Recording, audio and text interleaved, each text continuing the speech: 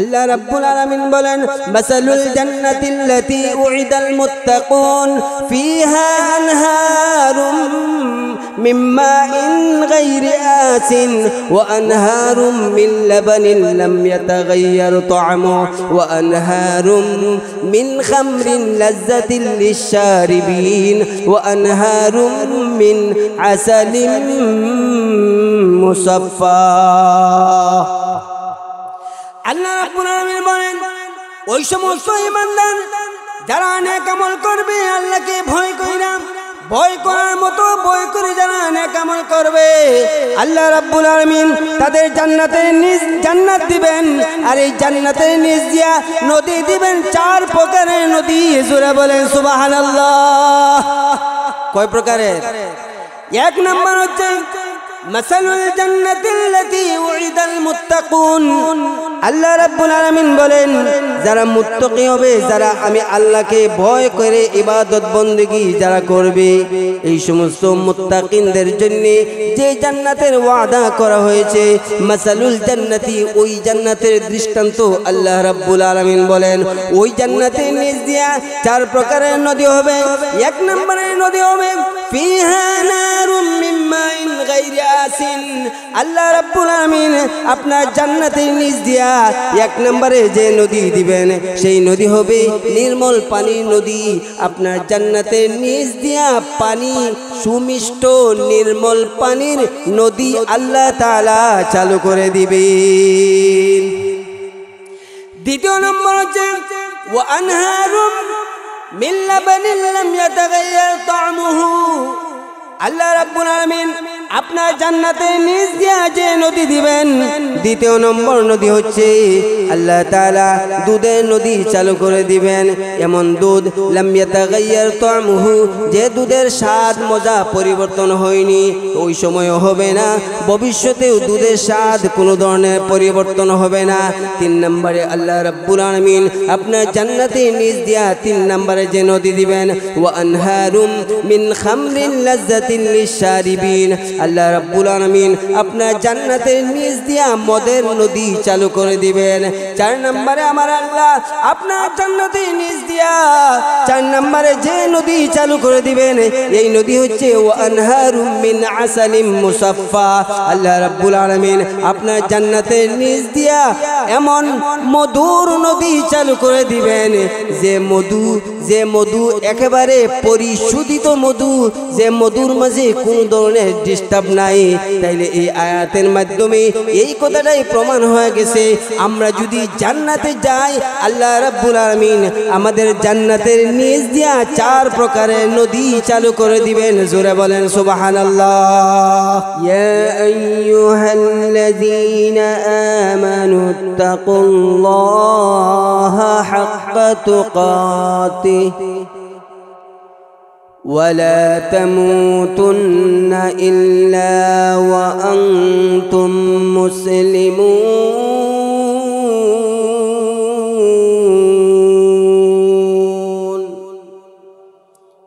আল্লাহ তাআলা বলেন ইয়া আইয়ুহাল্লাযীনা আমানুত্তাকুল্লাহ হাক্কা তুকাতিহি, হে ঈমানদারেরা ভয় করো আল্লাহকে, হাক্কা তুকাতিহি, ভয় করার মতন, ভয় করার মতন। ওয়ালা তামুতুন্না ইল্লা ওয়া আনতুম মুসলিমুন, এবং মুসলমান না হইয়া মৃত্যুবরণ করো না, মুসলমান না হইয়া মৃত্যুবরণ করো না। তাহলে এই আয়াতের শাব্দিক যে অর্থ আছে, এই অর্থটা আমাদের মনে রাখা দরকার। আলোচনা বুঝতে হইলে আয়াতের অর্থটা মনে রাখা দরকার, এবং বক্তা কোন জায়গা থেকে কোন জায়গায় যাইব, কাপনার থেকে মতুরখান্দি থেকে বাগবের, বাগবের থেকে সুনামগঞ্জ, এইগুলার লাইন গার্ড কি হবে সেইগুলাও আমাদের বুঝতে হবে, তাইলে দেখবেন আলোচনা আপনার কাছে পরিষ্কার হয়ে গেছে কি আলোচনা করলাম। আর নাইলে আপনি শুধু শুনলেন হুজুরে কইছে কোরআন শরীফের সূরা আলে ইমরানের 102 নম্বর আয়াত, ইয়া আইয়ুহাল্লাযীনা আমানুত্তাকুল্লাহা হাক্কা তুকাতিহি ওয়া লা তামুতুন্না ইল্লা ওয়া আনতুম মুসলিমুন। হে ঈমানদারেরা তোমরা আল্লাহকে ভয় করো, ভয় করার মতো, ওয়ালা তামুতুন্না ইল্লা ওয়া আনতুম মুসলিমুন, এবং মুসলমান না হইয়া তোমরা মৃত্যুবরণ কইরো না। শুধু আয়াতের অর্থটা শুধু শুনলেন, যদি এই আয়াতের অর্থটা বুঝেন তাইলে দেখবেন আলোচনা করতে কি হবে, সহজ হবে। এখন আমাদের কি আলোচনা, এই আয়াতের অর্থটা বুঝাইছেন? আমি যে অর্থটা বলছি এটা একেবারে বিশুদ্ধ অর্থ বলছি, বুঝাইছে তো? যদি বুঝে আসে তাইলে এই আয়াতে আল্লাহ তাআলা তিনটা বিষয় আলোচনা করেছেন। কয়টা? জোরে বলেন, আরো জোরে বলেন। তিনটা। এক নাম্বার হচ্ছে ঈমান। আল্লাহ বলেন ইয়া আইয়ুহাল্লাযীনা আমানু, হে ঈমানদারেরা। দ্বিতীয় নম্বর আয়াতের শেষে বললেন ইল্লা ওয়া আনতুম মুসলিমুন। মুসলিমুন মানে ইসলাম, মুসলিমুন মানে কি? ইসলাম। তাহলে এক নম্বরে পাইলেন ঈমান, শেষে পাইলেন ইসলাম, আর মাঝে আছে ইত্তাকুল্লাহ, আল্লাহকে ভয় করো, হাক্কা তুকাতিহি, ভয় করার মতন, ভয় করার মতন। তাহলে প্রথমেই যে আছে ঈমান, শেষে যে আছে ইসলাম, আর মাঝে হচ্ছে তাকওয়া, আল্লাহকে ভয় করা, আল্লাহকে ভয় করা, আল্লাহকে ভয় করা, ভয় করার মতন। তাইলে আয়াতের মাঝে বিষয়বস্তু কয়টা? জোরে কথা বলেন না। তিনটা। এক নম্বর হচ্ছে ঈমান, দ্বিতীয় নম্বর হচ্ছে ইসলাম, তৃতীয় নম্বর হচ্ছে তাকওয়া, ভয় করা। তাকওয়া, ভয় করা, আল্লাহকে ভয় করা, ভয় করার মতন, ভয় করার মতন। এতটুকু তো বুঝাইছে যে আয়াতের ভিতরে আল্লাহ তাআলা আলোচনা করতেছেন তিনটা বিষয়ে। কয়টা বিষয়ে? তিনটা বিষয়ে। একটা হচ্ছে ঈমানের আলোচনা, ঈমানদার। দ্বিতীয় নম্বর হচ্ছে ইসলামের আলোচনা, মুসলিমুন। আর তিন নম্বর হচ্ছে তাকওয়ার আলোচনা, যে আল্লাহকে ভয় করো, ভয় করার মতন, ভয় করার মতন। তাহলে এই আয়াতে আলোচ্য বিষয় তিনটা আছে। কয়টা আছে? তিনটা। প্রথমে হচ্ছে ঈমান, দ্বিতীয় নম্বর হচ্ছে ইসলাম। তাইলে এই আয়াতের মাধ্যমে এই কথাটা পরিষ্কার হয়ে গেছে যে ঈমান আর ইসলাম দুটোটাই এক না। ঈমান আর ইসলাম এক না, না ঈমান আর ইসলামে এক। ঈমান আলাদা, ইসলাম আলাদা। ঈমান আলাদা, ইসলাম আলাদা। আমরা তো দুটোটারে একসাথে গুলিয়া ফেলাইছি, যে ঈমান যেটা এটাই ইসলাম, ইসলাম যেটা এটাই ঈমান না। বরং ঈমান কাকে বলে, ইসলাম কাকে বলে, এই দুইটা যদি আমরা তার যে অর্থ আছে, ব্যাখ্যা আছে, এই সংজ্ঞা আছে, এটা যদি বুঝতে পারি তাহলে আপনি বুঝবেন যে ঈমান আলাদা, ইসলাম আলাদা, ইসলাম আলাদা, ঈমান আলাদা। বুখারী শরীফে একখানা হাদিস আছে, যে হাদিসের নাম হচ্ছে হাদিসে জিবরাইল। হাদিসের নাম কি? আসলে এই হাদিসের নাম হচ্ছে হাদিসে জিবরিল। হাদিসে জিবরিল, কিন্তু মানুষ জিবরিল বুঝে না, জিব্রাইল কইলে বুঝে। জিবরিল কইলে বুঝে না, জিব্রাইল কইলে বুঝে। যেমন কোরআন শরীফে ইউসুফ জুলাইখার কিচ্ছা আছে না? হ্যাঁ, এই যে জুলাইখা, এই শব্দটা হচ্ছে শুদ্ধ শব্দ হচ্ছে জালিখা। শুদ্ধ শব্দ কি? জালিখা। কিন্তু জালিখা কইলে কেউ বুঝে না, জুলাইখা কইলে সবে বুঝে, ঠিক কিনা? হ্যাঁ, জালিখা জীবনের নাম শুনছেন, কিন্তু জুলেখা নাম শুনছেন, জুলাইখা নাম শুনছেন, জালিখা শুনেন নাই। কিন্তু এটা শব্দ শুদ্ধ হচ্ছে জালিখা, শুদ্ধ হচ্ছে কি? জালিখা। তো এই হাদিসে জিবরিল, যেখানে হযরতে জিবরিল আলাইহিস সালাম, হযরতে জিবরাইল আলাইহিস সালাম আমাদের নবীজির কাছে একজন মানুষের বেশ ধরে আসছেন। কার বেশ ধরে? নবীজির কাছে হযরতে জিবরাইল আলাইহিস সালাম ওহী নিয়ে আসতেন বিভিন্ন ধরনের, সরাসরি অথবা কোনো একজন সাহাবীর রূপ ধরে, অথবা এই যে বেল, ঘন্টা, ঘন্টা, ঘন্টা চিনেন না? এই ঘন্টার আওয়াজ দিয়ে আসতে হযরতে জিবরিল আলাইহিস সালাম তিনি মানুষের বেশ ধরে আসছেন, আয়েশা নবীজির সামনে একেবারে বসে গেলেন। নবীজিকে হযরতে জিবরিল আলাইহিস সালাম যেটা প্রশ্ন করেছিলেন প্রত্যেকটা প্রশ্নই আমার এই আয়াতের ভিতরে আছে, আয়াতের ভিতরে আছে। হযরতে জিবরিল আলাইহিস সালাম আমার আপনার নবী জনাব মুহাম্মদুর রাসূলুল্লাহ সাল্লাল্লাহু আলাইহি ওয়াসাল্লামের কাছে আসলেন। জিবরাইল আলাইহিস সালাম আয়েশা বললেন, ইয়া রাসূলুল্লাহ মাল ঈমান, আপনি বলে দিন ঈমান কাকে বলে। আল্লাহর নবী জনাব মুহাম্মদুর রাসূলুল্লাহ সাল্লাল্লাহু আলাইহি ওয়াসাল্লাম বলেছেন, ক্বালা আল ঈমানু আন তু'মিনা বিল্লাহি ওয়া মালাইকাতিহি ওয়া কুতুবিহি ওয়া রুসুলিহি। আমাদের নবী হযরতে জিবরাইল আলাইহিস সালামকে বললেন, ঈমান হচ্ছে আন তু'মিনা বিল্লাহ, আল্লাহর উপরে ঈমান আনা, আল্লাহকে এক মানা। দ্বিতীয় নম্বর হচ্ছে ফেরেশতাদের উপরে ঈমান আনা। তৃতীয় নম্বর হচ্ছে সমস্ত রাসূলদের উপরে ঈমান আনা। চতুর্থ প্রকার হচ্ছে যত আসমানি কিতাব আছে এইগুলাকে বিশ্বাস করার নামই হচ্ছে ঈমান। তাইলে দেখেন হযরতে জিবরাইল আলাইহিস সালাম নবীজিকে বললেন, মাল ঈমান, ওগো নবী আপনি বলে দিন ঈমান কাকে বলে। নবীজি বললেন, আন তু'মিনা বিল্লাহি, আল্লাহর উপরে ঈমান আনা, আল্লাহকে মানা, এটার নাম হচ্ছে ঈমান। এই কারণেই নবীজির কাছে একজন দাসী, একজন বাদী, এই দাসী আসার পরে আমাদের নবী জনাব মুহাম্মদুর রাসূলুল্লাহ সাল্লাল্লাহু আলাইহি ওয়াসাল্লামকে বললেন, ও দাসী বলো তো আল্লাহ কোথায় থাকেন, আল্লাহ কোথায় অবস্থান করেন।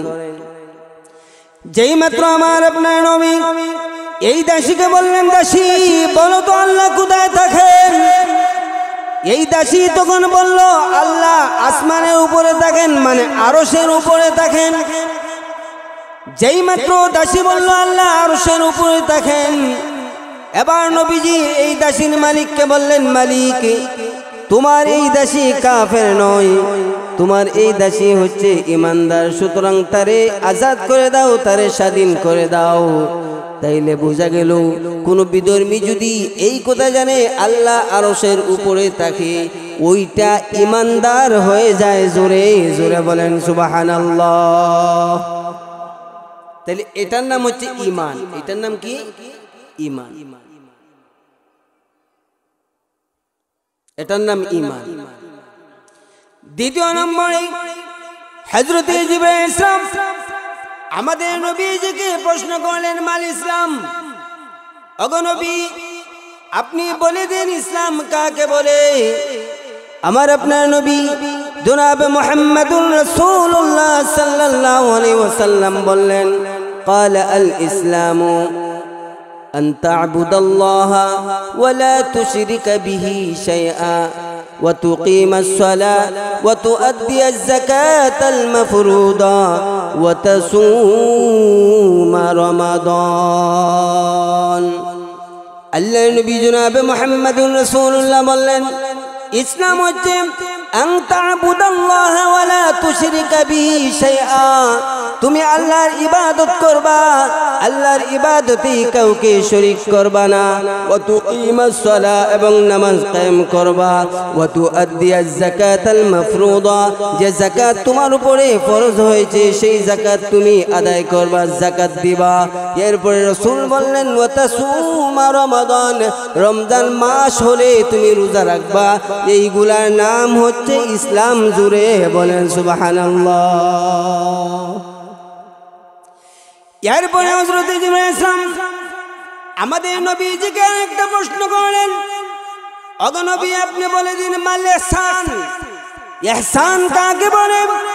আমাদের নবী জনাব মুহাম্মদুর রাসূলুল্লাহ সাল্লাল্লাহু আলাইহি ওয়াসাল্লাম বললেন, আল ইহসানু আন তা'বুদাল্লাহা কাআন্নাকা তারাহু ফাইন লাম তাকুন তারাহু ফাইন্নাহু ইয়ারাক।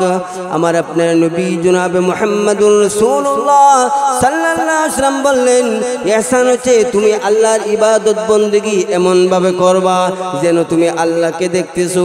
আর যদি তুমি বুঝো আল্লাহকে দেখতে পাও না, তাইলে মনে রাখবা তোমাকে আল্লাহ দেখতেছেন। জোরে বলেন ঠিক কিনা?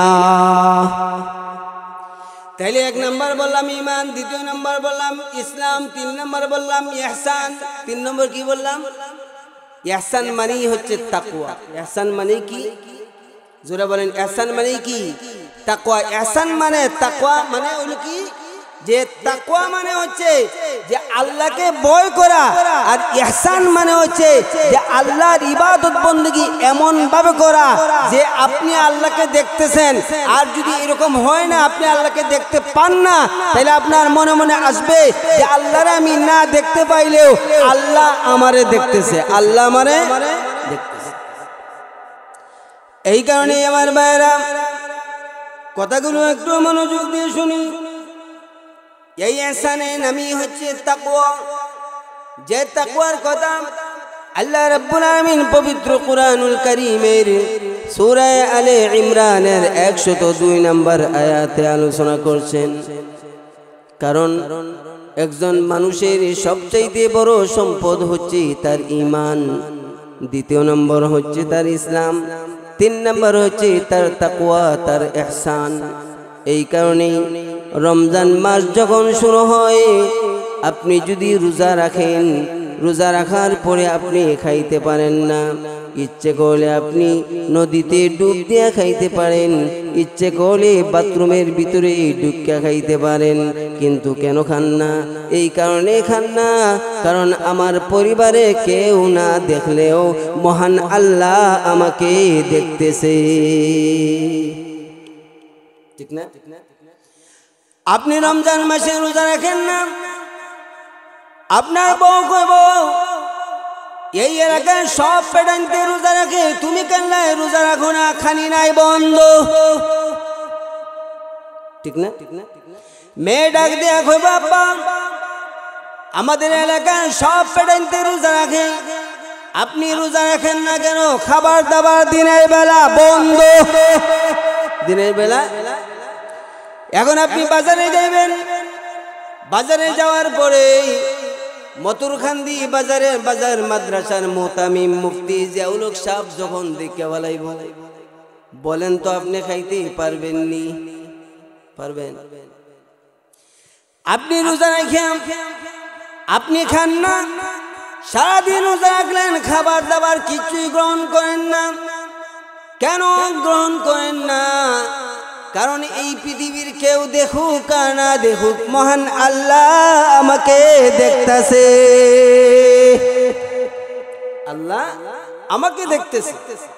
চেয়ারম্যান, মেম্বার, এমপি, মন্ত্রী দেখলে দেখুক, না দেখলে নাই, আমার আল্লাহ তো আমাকে দেখে। এর নামই হচ্ছে তাকওয়া, এর নামই হচ্ছে ইহসান, এর নামই হচ্ছে তাকওয়া, এর নামই হচ্ছে কি? ইহসান। সুতরাং আমার ভাইরা, এই আয়াতের ভিতরে আল্লাহ তাআলা তিনটা বিষয় আলোচনা করছেন।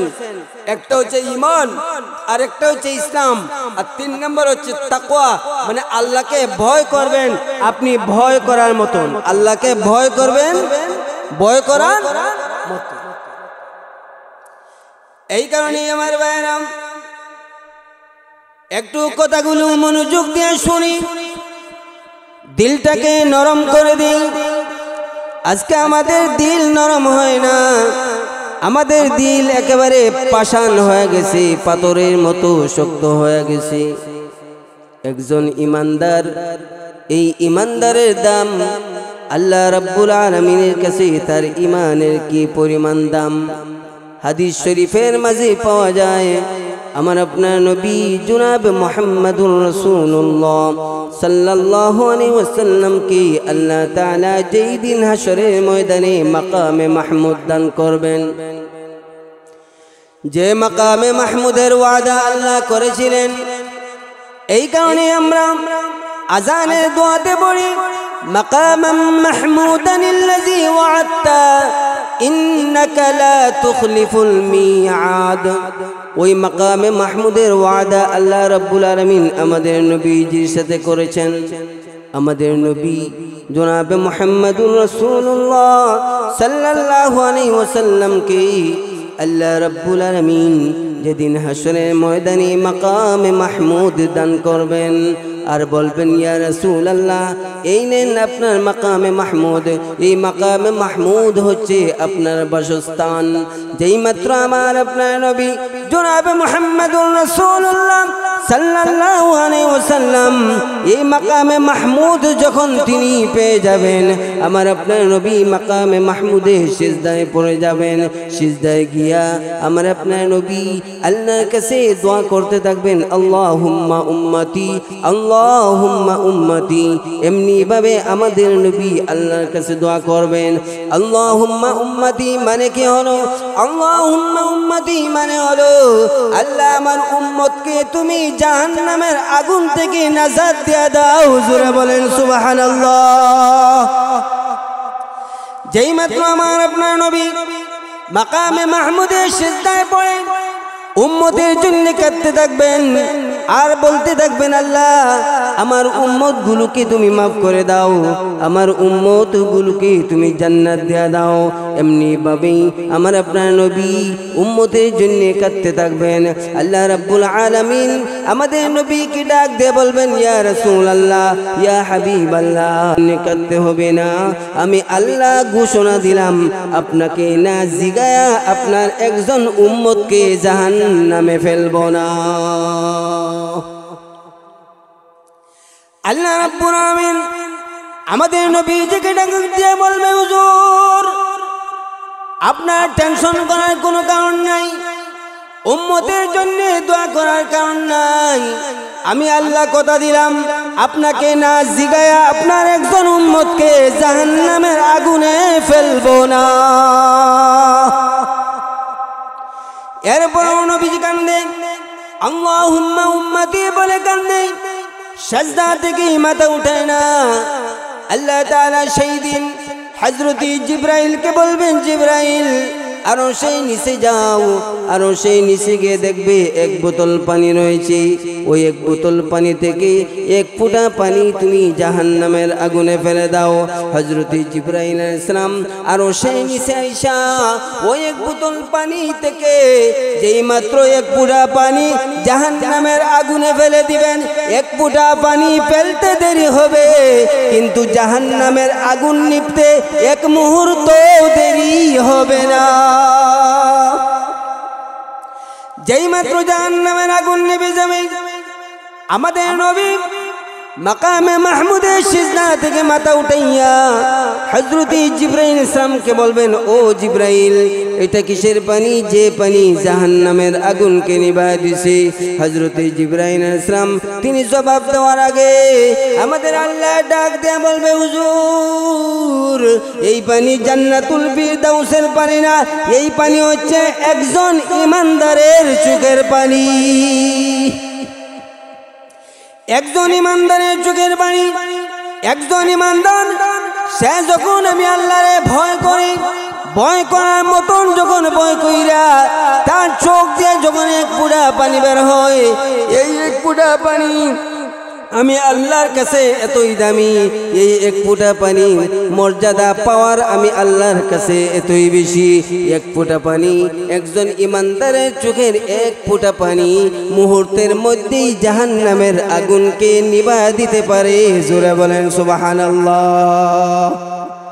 সুতরাং একজন ঈমানদারের চোখের পানি যদি এত পাওয়ার হয় তাইলে ঈমানের পাওয়ার কম না বেশি? আরো জোরে বলেন কম না বেশি? তাহলে ঈমানের পাওয়ার বেশি।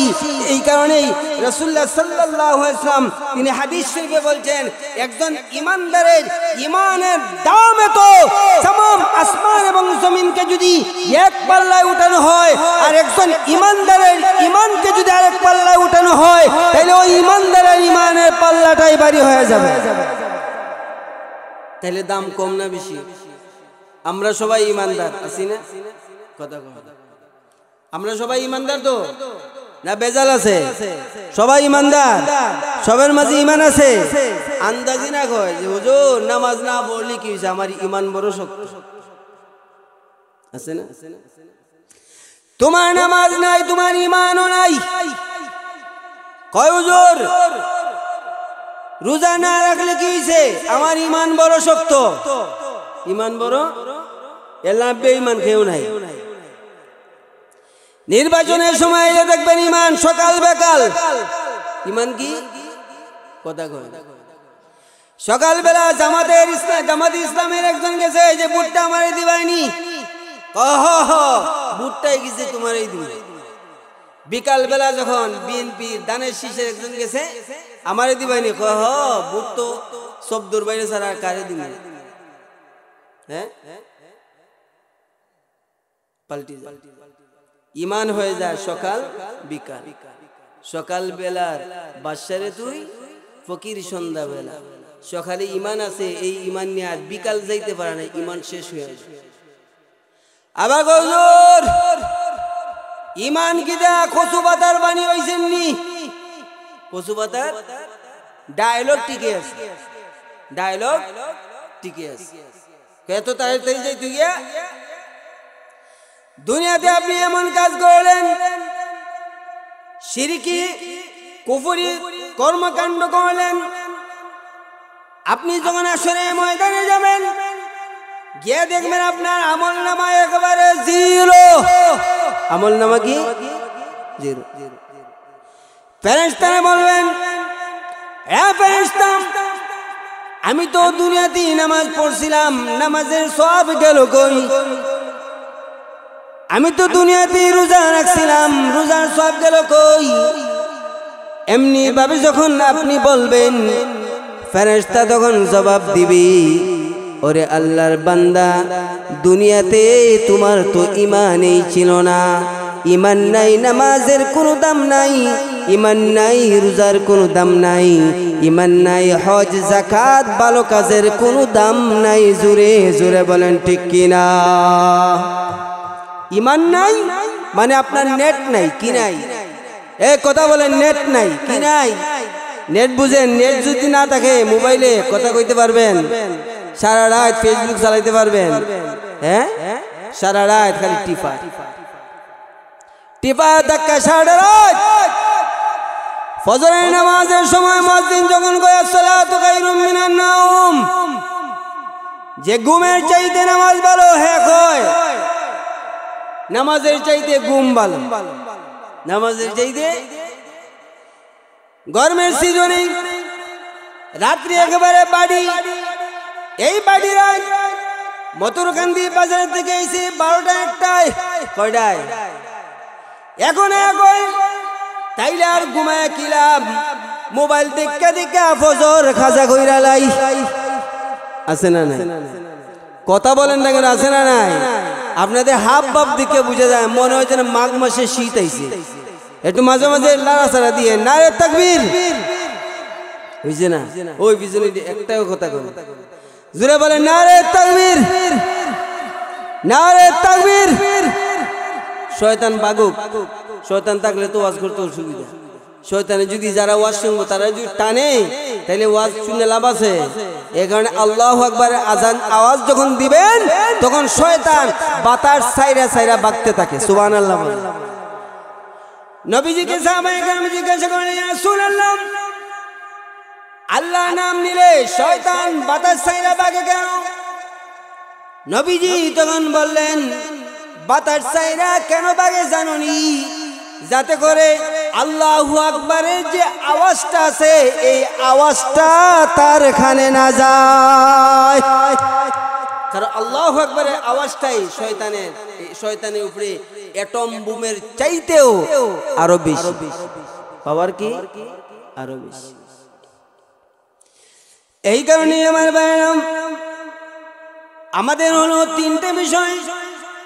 1 নম্বর হচ্ছে ঈমান, 2 নম্বর হচ্ছে ইসলাম, 3 নম্বর হচ্ছে তাকওয়া মানে ইহসান।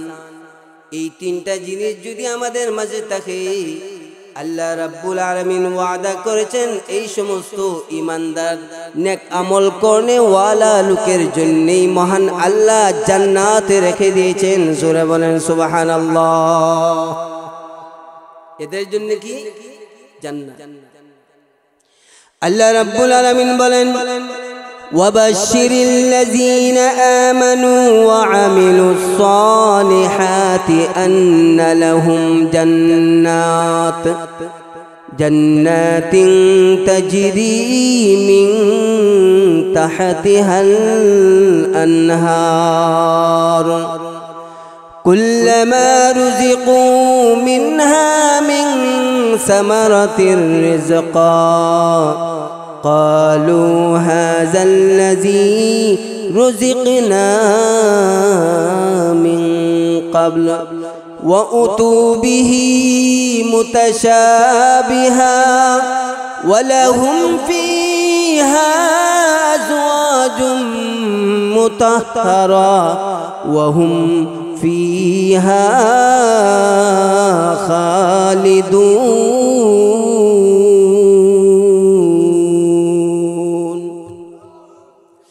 আল্লাহ রাব্বুল আলামিন বলেন ওয়াবাশশিরিল লাযীনা আমানু ওয়া আমিলুস সালিহাতি।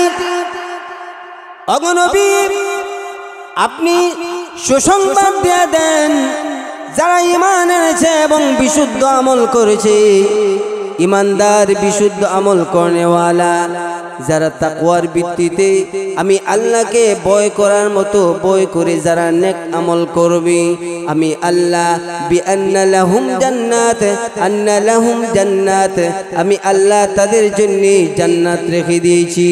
আল্লাহ রাব্বুল আলামিন বলেন এমন জান্নাতিন তাজরি মিন তাহতিহাল আনহার, যে জান্নাতের নিচ দিয়া নদী চলবে। জোরে বলেন সুবহানাল্লাহ।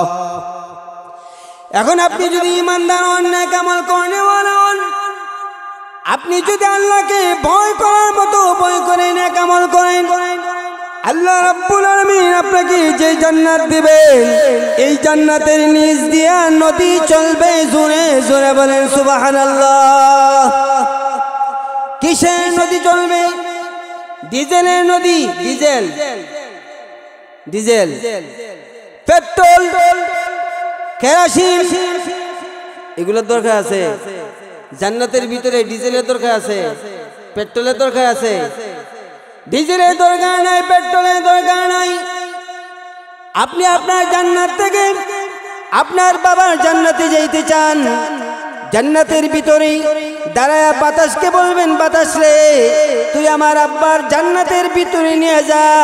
আপনি বলতে দেরি হবে, এই বাতাস আপনাকে আপনার আব্বার জান্নাতে নিয়ে যেতে দেরি করবে না। ডিজেল লাগবে না, পেট্রোল লাগবে না, কাজ করবে বাতাসে। কে? জোরে বলেন কে? আপনার জান্নাতের নিচ দিয়ে আল্লাহ রাব্বুল আলামিন নদী চালু করে দিবেন, আপনার জান্নাতের নিচ দিয়া নদী হবে। সেই আয়াতের ব্যাখ্যা পবিত্র কোরআনুল কারীমের এক আয়াতের ব্যাখ্যা আরেক আয়াত দেয়।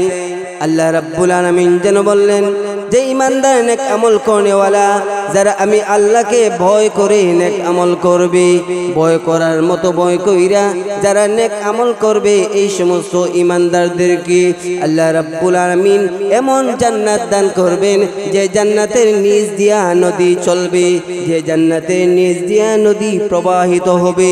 এই আয়াতের ব্যাখ্যা আল্লাহ রাব্বুল আলামিন পবিত্র কোরআনুল কারীমের সূরা মুহাম্মদের 15 নম্বর আয়াতের ব্যাখ্যা দিয়েছেন। আল্লাহ যে জান্নাত দিবেন, জান্নাতের নিচ দিয়া যে নদী হবে, সেই সমস্ত নদীগুলা কিসের নদী হবে, কে নদী হবে? আল্লাহ রাব্বুল আলামিন পবিত্র কোরআনুল কারীমের সূরা মুহাম্মদের 15 নম্বর আয়াতে এই আয়াতের ব্যাখ্যা দিয়েছেন। আল্লাহ রাব্বুল আলামিন বলেন মাসালুল জান্নাতিল্লাতী উইদাল মুত্তাকুন ফিহা আনহারুম মিন মাইন গায়রি আসিন ওয়া আনহারুম মিন লাবানিন লাম ইয়াতাগায়্যার তা'আমুহু ওয়া আনহারুম মিন খামরিন লাযযাতিন লিশ-শারিবিন ওয়া আনহারুম মিন আসালিন মুসাফফা। আল্লাহ রাব্বুল আলামিন বলেন ওই সমস্ত ঈমানদার যারা নেক আমল করবে আল্লাহকে ভয় কইরা ভয় করার মতো ভয় করে যারা নেক আমল করবে আল্লাহ রাব্বুল আলামিন তাদের জান্নাত দিবেন। আর এই জান্নাতের নিচ দিয়া নদী দিবেন, 4 প্রকারের নদী। জোরে বলেন সুবহানাল্লাহ। কয় প্রকারের?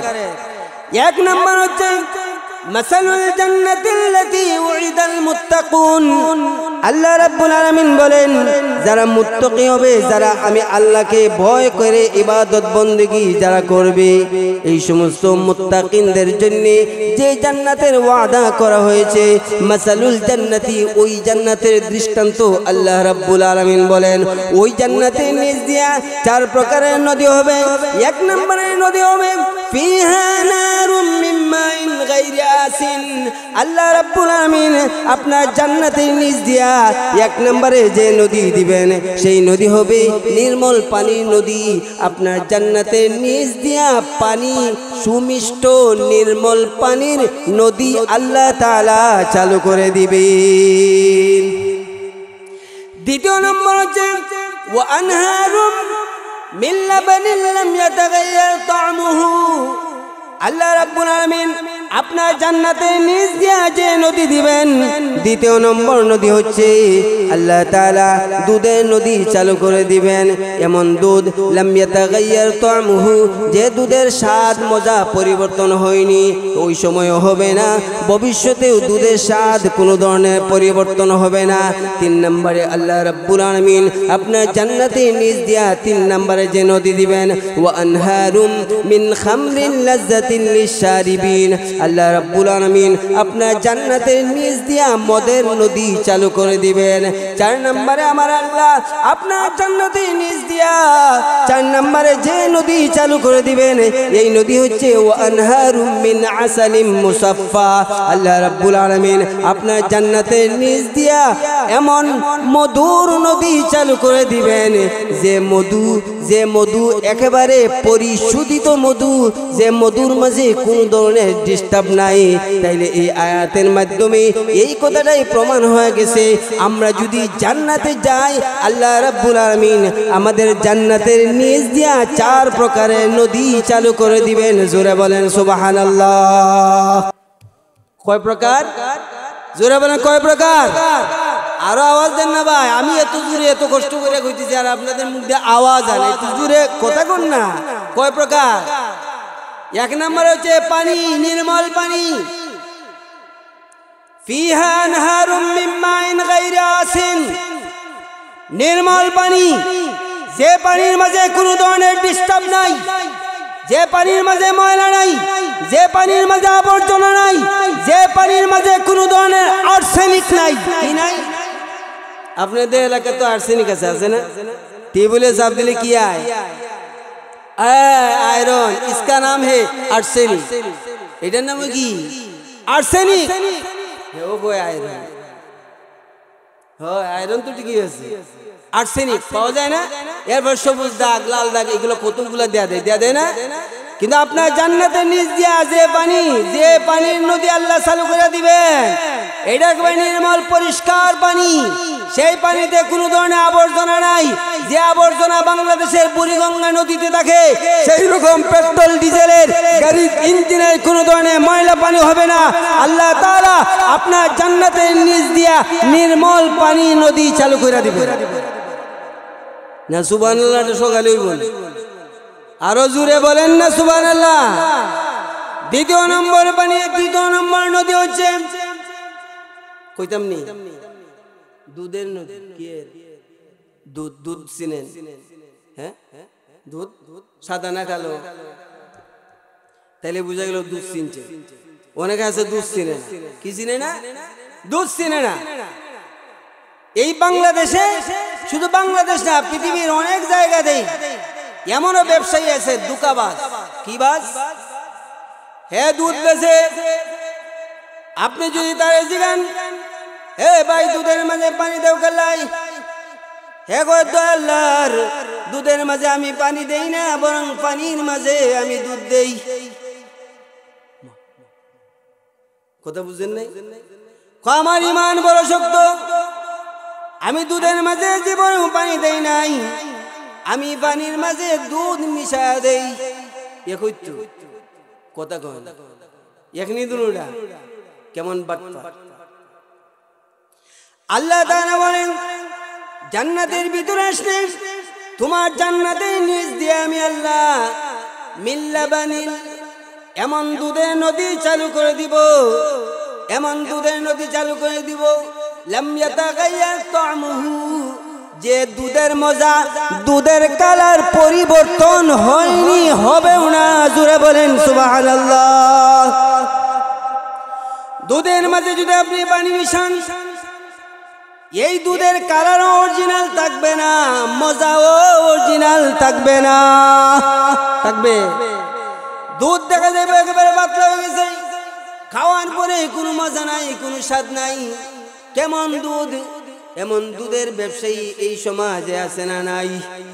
কিন্তু আল্লাহ কয় বান্দা টেনশন করিস না, তুই যখন জান্নাত পাইবি এই জান্নাতের নিচ দিয়ে আমি আল্লাহ একেবারে স্পেশাল দুধের নদী চালু করে দিব।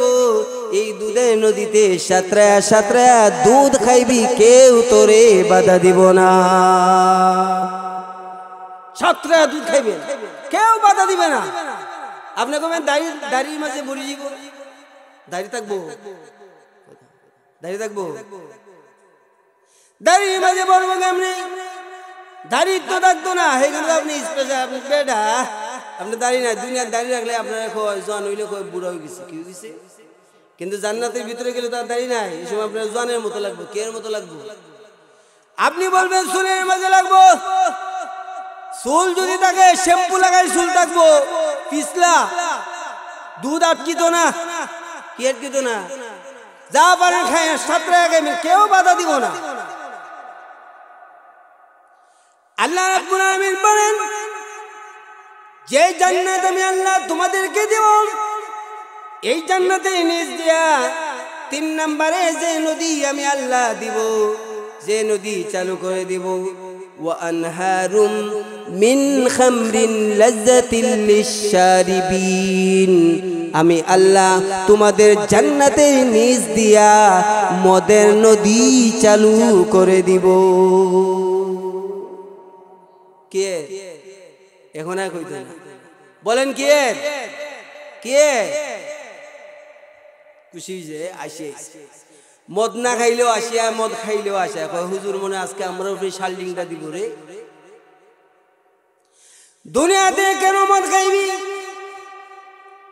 জান্নাতের নিচ দিয়ে মদের নদী চালু করে দিব আল্লাহ। হে ভাইরা, যারা তোমরা মদ খাও তোমাদেরকে বললে যাই এই দুনিয়াতে মদ খাও না, কারণ তোমার জন্য আল্লাহ রাব্বুল আলামিন জান্নাতের নিচ দিয়ে মদের নদী চালু করে দিবেন। জোরে বলেন সুবহানাল্লাহ। এখন যদি মসজিদে ইমাম সাহেব জিগায়, এ মুসদ্দুর ভাই তুমি মদ কেন লাগে খাও? মদ কেন লাগে খাও?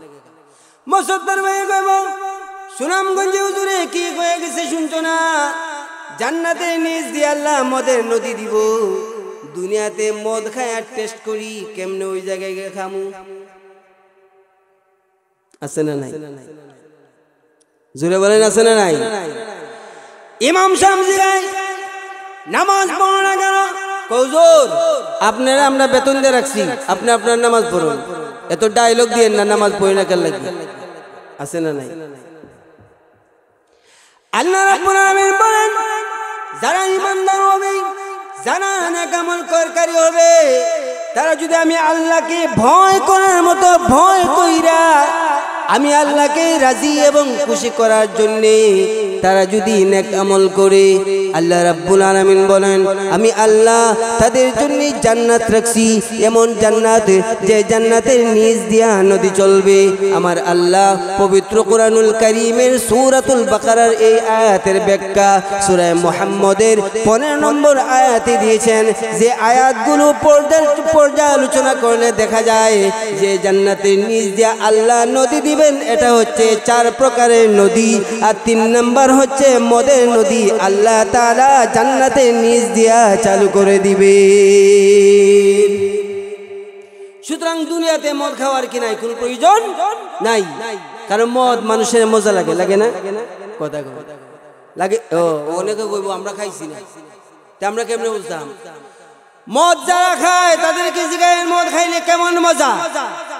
মদ যখন খাইব তখন তার রাজার মতো লাগে। কি এর মতো লাগে?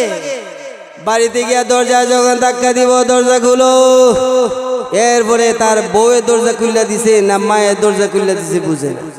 তার কাছে মা বইনের লাখান, মা বোন লাখান, আর বউ গিয়া মাল লাখান। বইনও চিনে না, বন্য মনে হয় যেন তার প্রেমিকার লাখান। এমন অবস্থা হয়ে যায় মদকুরের। জোরে বলেন কথা ঠিক কিনা? সুতরাং যারা মদকুর, যারা মদ খাও, যারা শরাব পান করো, রাত্রিবেলা তোমার ঘুমে ধরে না, বাজারে যদি তুমি মদ না পাও, সেই মদ খাওয়ার জন্য তুমি সুনামগঞ্জে চলে যাও। এই সমস্ত মদকুর যারা আছে তাদের জন্য জাহান্নাম ওয়াজিব হয়ে যায়। জোরে বলেন ঠিক কিনা? আল্লাহ কয় দুনিয়া কেন লাগে মদ খাইবি? জান্নাতের ভিতরে তোর জান্নাতের নিচ দিয়ে আমি আল্লাহ মদের নদী চালু করে দিব। বেটা তুই দুনিয়ার মাঝে তুই মদ খাইবি কেন খাবি মদ? আবার প্রশাসন, থানা, অফিস, আদালত সেই জায়গায় ট্যাক্স দিয়া, টাকা দিয়া, ঘুষ দিয়া মদের লাইসেন্স নেয়, মদ বিক্রি করে। আমি আপনাদের কাছ থেকে জানতে চাই, যারা মদ বিক্রি করে, যারা মদের লাইসেন্স নেয়, এরা মুসলমান হইলেও এই মদের ব্যবসার জন্য, মদ খাওয়ার জন্য, অন্যকে খাওয়ানোর জন্য তারা জাহান্নামের আগুনে জ্বলতে হবে। কথা ঠিক কিনা? জোরে বলে। সুতরাং সরকারকে বলি, বাজান মদের লাইসেন্স বাংলাদেশে দিও না। এই বাংলাদেশ হচ্ছে 90% মুসলমানের দেশ। মুসলমানের এই দেশে মদের লাইসেন্স দিয়া মুসলমানদের ঈমানকে ধ্বংস করে দেওয়া হচ্ছে। জোরে বলেন কথা ঠিক কিনা? কারণ মদ খাওয়ার পরে তার মাথা ঠিক থাকে না। মাথা কি থাকে না? তাহলে ঈমান ঠিক থাকবো? এমন এই মাথা দিয়া এমন কথা বলছে যে কথা বলার কারণে তার ঈমান নাই।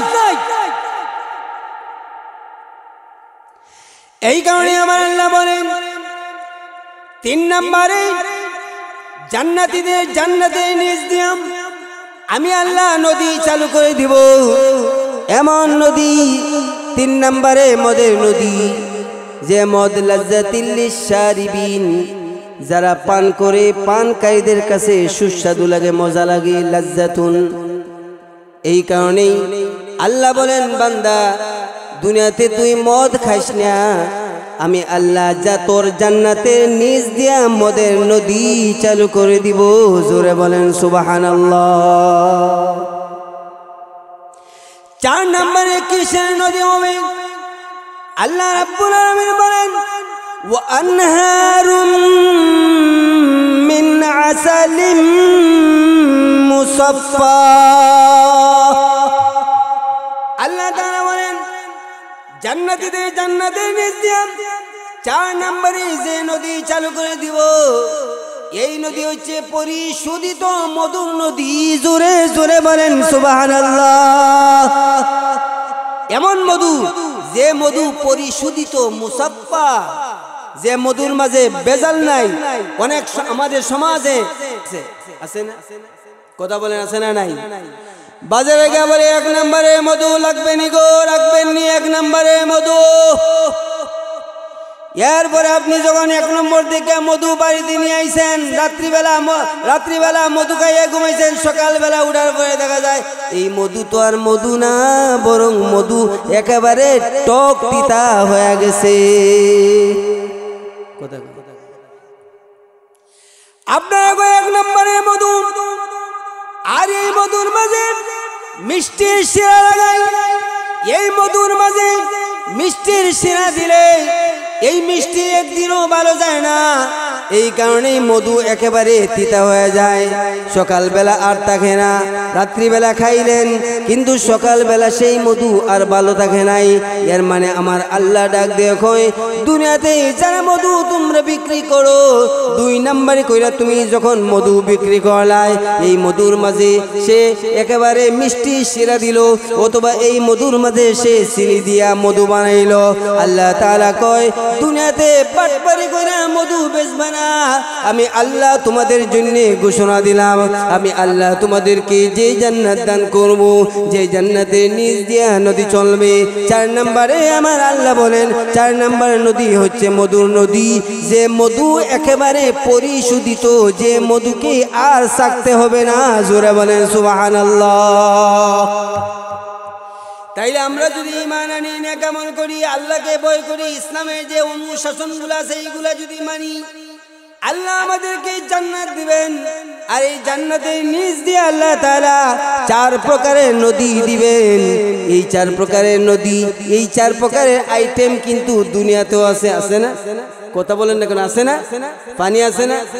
দুধ আছে না? মদ আছে না? মধু আছে না? এবং জান্নাতের ভিতরে গিয়ে যখন মধুর নদী খাইবেন, সাতরায় খাইবেন, কেউ বাধা দিবে না। একেবারে পরিষ্কার মিষ্টি, সেখানে শিরা নাই, মিষ্টি শিরা নাই, সেখানে চিনি নাই, একেবারে অরিজিনাল মধু খাইতে থাকবেন। রাসূলুল্লাহ সাল্লাল্লাহু আলাইহি ওয়াসাল্লাম হাদিস শরীফে বলেন, জান্নাতের ভিতরে গিয়া যে ব্যক্তি 1 পেয়ালা মধু খাইবে, কয় পেয়ালা? কথা কয়, কয় পেয়ালা? রাসূল বলেন, এই দুনিয়ার 10 জন শক্তিশালী পুরুষের যে শক্তি হবে, আল্লাহ তাআলা ওই সময় তার ভিতরে সেই শক্তিটা দিয়া দিবে। তাইলে দেখেন কেমন পিওর মধু। এই 4 নদী হবে। আপনি যদি ঈমান, ইসলাম এবং তাকওয়ার ভিত্তিতে আপনি যদি মনে করেন যে আমি যদি গুনাহ করি, আমি যদি চুরি করি, এই পৃথিবীর কেউ দেখুক আর না দেখুক, আল্লাহ দেখতেছে। আমি যদি জিনা করি, এই পৃথিবীর কেউ দেখুক আর না দেখুক, আমার আল্লাহ দেখতেছে। একজন জিনাকুর, সে জিনা করার সময় যদি এই কথা মনে হওয়ার পরে সে জিনা বাদ দেয়, সে চুরি বাদ দেয়, তাইলে বুঝে যাবে তার মাঝে ইহসান আছে। মানে সে এই কথাটা বুঝে, আমি যে গুনাহ করতেছি, আমি আল্লাহকে না দেখলেও আল্লাহ আমাকে দেখতেছে। আল্লাহর ভয়ে সে গুনাহের কাছ থেকে বিরত থেকে যায়। এর নামই হচ্ছে ইহসান, এর নামই হচ্ছে তাকওয়া। আর আল্লাহ বলেন, হে ঈমানদারেরা, তোমরা আল্লাহকে ভয় করো, ভয় করার মতো ভয় করো, ভয় করো, ভয় করো। এখন যদি আমাদের ঈমান আছে, আমরা যদি আল্লাহকে ভয় করার মতো ভয় কইরা যদি আমরা নেক আমল করি, কি করি? জোরে বলেন, কি করি? নেক আমল করি, আল্লাহ তাআলা আমাদেরকে জান্নাত দিবেন। এমন জান্নাত যে জান্নাতের নিচ দিয়া নদী হবে। আবার আরেক আয়াতে আল্লাহ তাআলা বলেছেন যে যারা ঈমান আনার পরে বিশুদ্ধ আমল করবে, নেক আমল করবে, কানাত লাহুম জান্নাতুল ফিরদাউসি নুজুলা, আমি আল্লাহ তাদেরকে জান্নাতুল ফিরদাউসের মালিক বানায় দিব। জান্নাতুল ফিরদাউসের মালিক হতে পারবেন আপনি যখন ঈমান, আপনি যখন ইসলাম, আপনি যখন তাকওয়া, আল্লাহকে ভয় করার মতো ভয় কইরা ইবাদত বندگی যখন করবেন, আল্লাহ তাআলা আমাদেরকে জান্নাতুল ফিরদাউসের মালিক বানায় দিবেন। সুবহানাল্লাহ বলেন। প্রত্যেকটা আমল আপনি নিয়ত করবেন যে আমি যাই করি, নেক আমল যাই করি, আমি যেন আল্লাহকে খুশি করার জন্য করি। কারে খুশি করার জন্য? জোরে বলেন, কারে? আল্লাহকে খুশি করার জন্য। এ ভাই, কেউ ঘুমাইছে নি? ঘুমাইছে না? মারহাবা, চাচা আগেই উঠছে, ধন্যবাদ। চাচাই না ভাই, বুঝা যায় না। আমার বয়স 44, দাড়ি টাড়ি এখনো সব খালা, একটা কলপ দেইনি, দাড়ি খায়। আমার 2 বছরের বড় আমার ভাই, 20 বছর আগে বেটা চুল দাড়ি সব সাদা হয়ে গেছে। এটা আল্লাহর কি যে বুঝি, বুঝে না? ওই যে উনি এসে বইছে, দেখা যায় আমার মতো, কিন্তু এমনি দাড়ি যে পাকছে, মনে হয় যেন চাচার মতো লাগে। কির মতো লাগে? মাশাআল্লাহ। আপনারা একটু সামনে আসেন, প্রধান অতিথি যেহেতু চলে আইছেন, আমি আর বেশি সময় লম্বা করব না, একটু সামনে চলে আসেন। আর অনেক কষ্ট হইতেছে, শীত আইছে কিন্তু গরমও লাগে। আসেন, একটু সামনে আসেন। এ ভাই, এই যুবক, এই সামনে আসেন, সামনে আসেন। সুন্দর করে মাহফিলটা সুন্দর করেন না ভাই, সুন্দর করে বসেন। যে পরিমাণে আছে আলহামদুলিল্লাহ। এই সময় যে এত পরিমাণ শ্রোতা হয় আলহামদুলিল্লাহ। এখানে একটু সামনে আসেন আর একটু জিকির করি লা ইলাহা, আওয়াজ নাই লা ইলাহা ইল্লাল্লাহ, লা ইলাহা ইল্লাল্লাহ, লা ইলাহা, জোরে লা ইলাহা ইল্লাল্লাহ, লা ইলাহা, লা ইলাহা ইল্লাল্লাহ, লা ইলাহা, লা ইলাহা ইল্লাল্লাহ, লা ইলাহা, জোরে জোরে লা ইলাহা ইল্লাল্লাহ, লা ইলাহা, লা ইলাহা ইল্লাল্লাহ মুহাম্মাদুর রাসূলুল্লাহ। মুহাব্বতে শহীদ পুরি সাল্লাল্লাহু আলাইহি ওয়াসাল্লাম। কষ্ট হইতেছে? কষ্ট হয়? আপনাদের কষ্ট হয় না? মাশাআল্লাহ। এই জন্য তো আপনাদেরকে ধন্যবাদ দেওয়া লাগে। থাকতে পারবেন তো সারা রাত? সারা রাত কে কে পারবেন হাত উঠান তো। মাশাআল্লাহ, সবাই তো উঠেছে। তাহলে বোঝা গেল আপনারা প্রধান অতিথির ওয়াজ না শুনিয়া কেউ বাড়িতে যাইবেন না? যাইবেন? কে কে যাইবেন হাত উঠায় দেখান। ওই ট্যাবলেট উঠাইছে, উঠাই এখন খান খাইতেছে। হেমন করছে আমরা বুঝি না। হে বেটা এটা যদি না বুঝি বক্ত হয়েছে কেন লাগে? হে বলে আসলে বুঝছে না, হাত উঠাইছে। এও তার জুস আছে, এ বল তার হুশ থাকুক আর না থাকুক, জুস আছে। জোরে বলেন কথা ঠিক কিনা? আরো জোরে বলেন কথা ঠিক কিনা? এই কারণে জুসের সাথে হুশ থাকতে হবে। জোরে বলেন ঠিক কিনা? বেহুশ হলে চলবে না। এই কারণে ঈমান যেহেতু আমাদের আছে, আমাদের এখন নেক আমল করার দরকার। নেক আমল করার দরকার। নেক আমলটাও করব আল্লাহকে খুশি করার জন্য। কারে খুশি করার জন্য? জোরে বলেন কারে খুশি করার জন্য? আপনি যদি মনে করেন আপনার এমপি সাহেবকে খুশি করার জন্য ইবাদত বন্দেগী করেন, কবুল হবে না। আপনি যদি মনে করেন আপনি নামাজ পড়া কপালে মসজিদে গোছাইতে গোছাইতে একেবারে খালা বানাইছেন, আন্দাজি গোছায়, নামাজে গেলেও গোছায় না গেলেও গোছায়, আপনি যদি জিগান কি চাচা কপাল দিয়ে একেবারে কালো করে বানাইছেন, কয় কেন কালো করছি জানিস নি? কয় না, কারণ এখন যদি কপাল কালো না হয় মানুষ বুঝবে না আমার বয়স হয়েছে। আর বয়স যদি না বুঝে আমার এই বিচারও নিত না। বিচারের আমি সব বানাইতো, ফসল বানাইতো না, যে বিচারের মেইন টাইম যে সিদ্ধান্ত দিব সেটাই বিচার। এই কারণে কপাল কালো করে। আর তার অবস্থাটা বিয়ার আগে কি ছিল? বিয়ার আগে একেবারে উল্টা। মসজিদে নামাজ পড়তে গেলে যদি এরকম ভাবে শর্ট থাকে, এই শর্টের মাঝে তার কপাল দেয় না, তার হাতের উপরে কপাল লাগায়। যদি জিগায় হাতের উপরে কপাল কেন লেগে লাগাস? কয় যদি এইখানে লাগাই আমার কপাল কালো হয়ে যাইব। আর যদি কপাল কালো হয় তাইলে আমারে মানুষ জঙ্গি খুঁজব। জঙ্গি কি খুঁজব? জঙ্গি। জঙ্গি খোয়া অনেক বঙ্গি লোক আছে, এরা তার মেরে আমার কাছে বিয়া দিত না। কি দিত না? বিয়া দিত। এই কারণে কপাল রে কালো করে না। আর যদি কপাল কালো হয়ে যায়, কপাল কালো যদি হয়ে যায়, বাড়িতে গিয়া ফেয়ার এন্ড লাভলি লাগায়। ফেয়ার এন্ড লাভলি দেখ ডলা কি লাগায়? লাভলিতে কষা। তো এই কালো থাকতে পারতো না। সরা ক্রিম লাগায়। কি লাগায়? ক্রিম লাগায়। এই কারণে নেক আমল করবেন। আপনি কাউরে খুশি করেন না, আপনি নেক আমল করবেন একেবারে আল্লাহকে খুশি করার জন্য। এই কারণেই বুখারী শরীফের মাঝে একখানা হাদিস পাওয়া যায়, হযরতে উমর ইবনে খাত্তাব রাদিয়াল্লাহু আনহু থেকে বর্ণিত হাদিস। আল্লাহর নবী বিশ্বনবী রাহমাতুল লিল আলামিন বলেছেন, ইন্নামাল আ'মালু বিন্নিয়াত। প্রত্যেকটা কাজেই নিয়তের উপরে নির্ভর করে, জোরে বলেন সুবহানাল্লাহ। প্রত্যেকটা কাজ নিয়তের উপরে নির্ভর করে। আপনি যে নিয়ত নিয়ে কাজ করবেন সেই নিয়ত অনুযায়ী আপনার কাজ হয়ে যাবে, জোরে বলেন সুবহানাল্লাহ। সুতরাং নেক আমল করবেন আপনি আল্লাহকে রাজি এবং খুশি করার জন্য। আল্লাহকে রাজি এবং খুশি করার জন্য আপনি যদি আল্লাহকে রাজি এবং খুশি করার জন্য আপনি নেক আমল করেন, এই নেক আমলের বিনিময়েই মূলত আপনি জান্নাত পাইবেন, সুবহানাল্লাহ বলেন। আর নাহলে অনেকে আছে কয় আমার তো ঈমান আছে, জান্নাতে একবার তো যাইবই যাব। কোন সময় যাইবেন? জাহান্নামের আগুনে পিড়া খাইতে খাইতে হাজার হাজার লক্ষ লক্ষ বছর জাহান্নামের আগুনে শাস্তি পাইয়া এই জান্নাতে কোন দিন যাইবেন? এই কারণেই আপনি এমন ভাবে নেক আমল করবেন, ইবাদত বندگی করবেন, যাতে কইরে মইরা হাসরের ময়দানে যাওয়ার পরে বিচার হইয়াই আপনি জান্নাতে যাইতে পারেন, জোরে বলেন ঠিক কিনা?